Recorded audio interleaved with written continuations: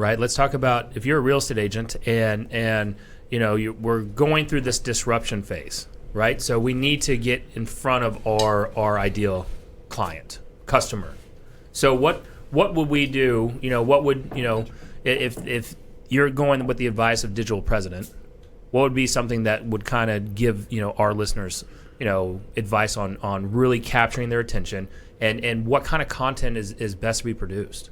Well, I mean, so the first thing is that I think you have to change your mindset that you're not in the business of generating leads. You're in the business of building a database of subscribers, of people who pay you with their attention, and that you want to be the subject matter expert. And in order to take that mind share so you get market share, you have to produce valuable content that actually helps people. Yep. That's the bottom line. And so like the problem is that the reason why people don't do it, the biggest constraint in your business is your own thinking. So like one of my best mental models that helps me is when I learned that Elon Musk says that the number one thing that helps him make decisions is that he always assumes he's wrong. And so if you assume you're wrong, then you go into what they call as learner mode. Yeah. It's when you're trying to be, and I've seen it, dude, like people who have too much pride, too much ego, they're going to be where they are right now, 5 or 10%, give or take next year. Yep. The The people who have like exponential growth, they're just humble, hungry, and smart. And they believe that there's no negative energy. When I meet with people, dude, it's all mindset. Just so it starts with mindset. I always assume positive intent. When I don't agree with someone, I listen twice as hard. I always assume that I'm wrong. I want to be less wrong. And anytime that I get triggered emotionally, I try to self-reflect on my own consciousness to find out like what part of my personal identity did that. You just offend. Yeah, offend, so that I know not to do it. Because the truth is, in order to get what you want, it's all about becoming the best version of yourself. And so the thing is in the world, in my opinion, that money is the symbol of the value you create in the marketplace, and that you're either truly authentic in your desire to create value, or you're not. If you are, then you're always trying to do whatever you can possibly do.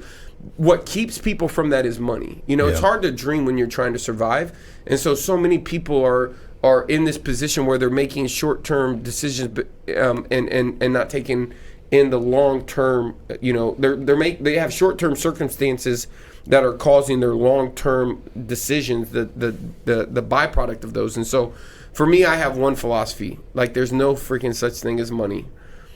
It doesn't exist. Money is paper, a meaning that we gave to it. Now, you get more of that based upon the value you create. Mm-hmm. Your only goal is to create as much value as you possibly can, and to learn to do that to as many people as possible. When you flip, now listen, that doesn't mean that you won't make $100,000. That doesn't mean you won't make $500,000. You absolutely will. Yep. But in my opinion, where you get to those numbers, like when I was talking to Jay one day, and I was like, imagine what we are going to make this month. We were in Vegas. We missed our flight. They shut down our flight. And I was like, a dude asked me what I did, and like, dude, it's uncomfortable talking about it. Now it gets to the point where it's uncomfortable, like, telling people when in their world, like, they're really trying to make money. Yeah. But I don't try to make money. I try to make friends and help people. Yep. And when you just do that, and I just did that more times than you. If you don't have enough money, you ain't made enough friends, and you haven't tried to help enough people. When you shed your ego, when you leave that shit at the door, and you say, you know what? Every single person, what can I learn? How can I help? How can I learn? How can I help? And you do that, and you're authentic about it, and it becomes part of your DNA, and you just do it over and over and over. You don't ever think about money. Money just comes. Opportunities just find you. And so I think I learned that from Sam Bell on the top floor of the Hard Rock Cafe in 2009. Sam Bell's still out there somewhere.